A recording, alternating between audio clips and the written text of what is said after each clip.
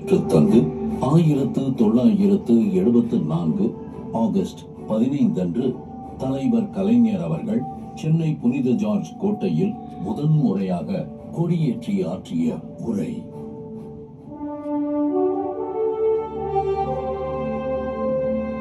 உரிமை வீரர் கலைஞர்.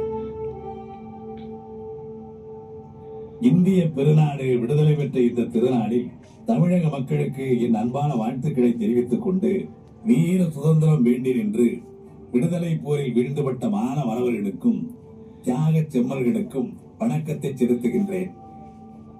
மண்மீட்க எழுந்த போராட்டத்தின் முடிவில் வெற்றி கழிப்புடன் விண்முட்ட பறந்து பட்டொளி வீசிடும் இந்திய தேசிய கொடியை மக்களால் தேர்ந்தெடுக்கப்பட்ட மாநிலத்தின் முதலமைச்சர்கள் தான் இந்நாளில் ஏற்றி வைக்க வேண்டும் என்று நான் எழுப்பிய உரிமை குரலை புறக்கணிக்காமல் ஒப்புதல் தந்த ஒன்றிய அரசுக்கும் இந்திய பிரதமர் இந்திரா காந்தி அம்மையாருக்கும் என் நன்றியை தெரிவித்துக் கொள்கின்றேன். உறவுக்கு கை கொடுப்போம், உரிமைக்கு குரல் கொடுப்போம் என்ற நமது உறுதி படைத்த உள்ளத்திற்கு கிடைத்த பரிசு இதுவென எண்ணி மகிழ்கிறோம். நன்றி, வணக்கம்.